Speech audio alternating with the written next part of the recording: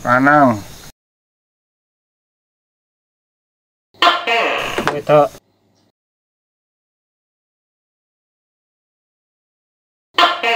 Lanang. Wedok. Sewu, Pak. Aja tebet Ibu. Syuting.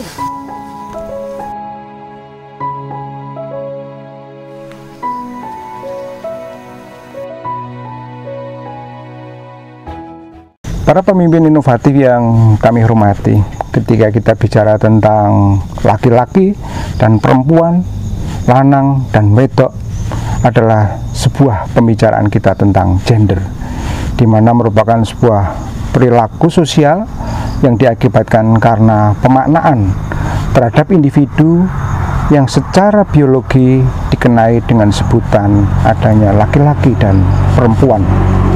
Laki-laki dan perempuan, di mana di situ ada kesetaraan, ada pemaknaan peran dan hak kewajiban. Ini akan memberi pengaruh terhadap keadilan gender. Pemberian keadilan gender merupakan sebuah hasil dari sebuah ideologi dan nilai-nilai sosiokultural. Di kawasan kehutanan, pengelolaannya hampir 80% dilakukan oleh baik laki-laki dan perempuan secara sama peran dan kewajibannya. Pada kesempatan ini kita akan mencoba mendengarkan bagaimana peran wanita di kawasan kehutanan ini.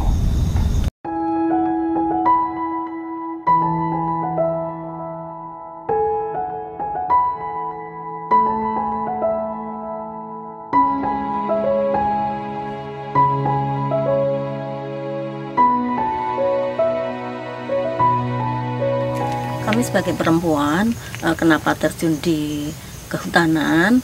Karena apa? Kita merasa bahwasanya kehutanan itu adalah ladang, dan ini adalah kesempatan bagi kami sebagai ibu-ibu perempuan bersama pengurus ini, bahkan juga ada anggota-anggota yang lainnya.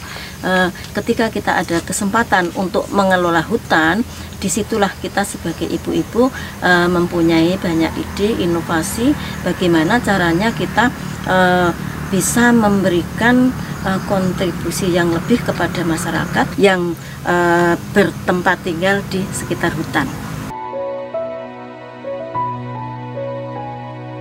Jadi, apapun pekerjaan yang dikerjakan oleh bapak-bapak, itu kita di sana juga bisa mengerjakan. Salah satunya mungkin kita mencangkul, kita juga bisa mencangkul.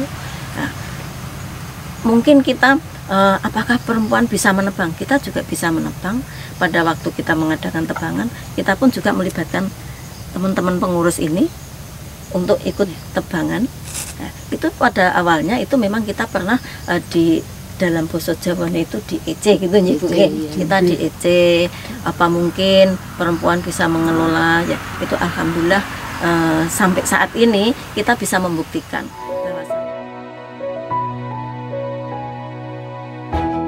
Keluarga juga merasakan juga bahwasanya oh ternyata itu toh ibu yang dilakukan di hutan itu ternyata memang sampai saat ini ada hasilnya juga. Jadi memang ending dari kegiatan kita itu semuanya sudah bisa kita rasakan. Selain mengelola tanaman jati sebagai tanaman pokok, memang di sini kita juga banyak tanaman-tanaman yang berada di bawah tegaan. Salah satunya adalah empon-empon. Itu mungkin bisa kita tunjukkan apa-apa empon-empon yang kita kelola di sini. Jadi pengelolaan kita di bawah tegaan itu salah satunya adalah ada kunir. Jadi kunir di sini bisa kita tunjukkan di sini menjadi kunir asem. Ini salah satu minuman yang bisa memberikan kesehatan pada tubuh. Ini juga merupakan tanaman unggulan yang berada di dalam kawasan ini.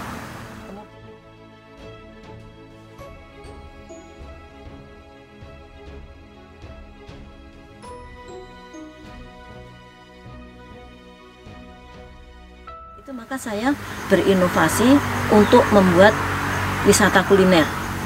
Mungkin ini bisa dilihat salah satunya spot-spot yang sudah kita buat. Ini yang akan kita lakukan sebagai kelompok tani untuk membuat wisata kuliner. Jadi walaupun ini merupakan inovasi yang baru kita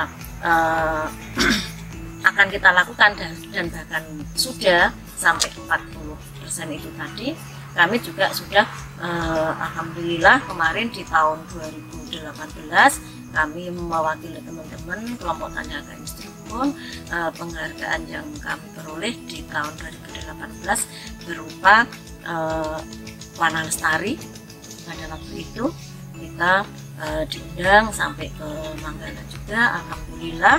Kemudian di tahun 2019 kita juga dinobatkan sebagai tokoh kehutanan sosial di sana, dan itu memang penghargaan itulah yang membuat saya harus banyak bergerak lebih lagi, sehingga kami akan bisa mengangkat teman-teman itu lebih bisa merasakan kesejahteraan. Demikian dari kami kelompok tani agamis Rukun. Salam inovasi, salam lestari.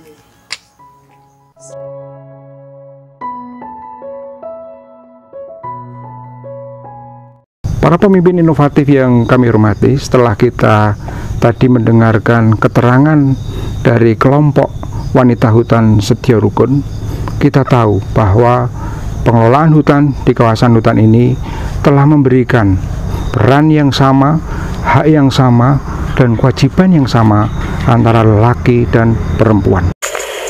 Kesetaraan gender pada pengelolaan hutan bisa ditengarai melalui 4 indikator. Yang pertama, adanya kesetaraan. Dalam pengelolaan hutan telah memperkuat adanya akses dan peran perempuan pada sumber daya hutan dan lahan.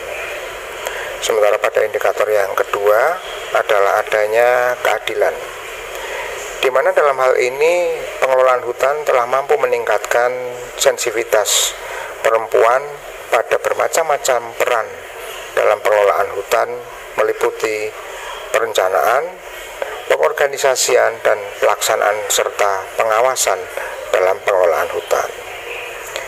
Dalam hal ini, peran wanita juga telah ditengarai adanya ketahan malangan bagi kaum perempuan. Hal ini bisa kita lihat bahwa identifikasi pengetahuan perempuan ini mampu melaksanakan pengelolaan hutan yang berkaitan dengan pengelolaan hutan dan lahan secara baik. Indikator yang keempat atau indikator yang terakhir adanya pemberdayaan. Pemberdayaan di kawasan hutan telah melibatkan kaum perempuan secara aktif dalam pengelolaan hutan. Inovasi gender telah dilakukan di pengelolaan kawasan hutan, sehingga antara laki-laki dan perempuan bisa saling menghargai, memberikan kesempatan yang sama, mulai dari penanaman, mulai dari penebangan, sampai pada pelelangan.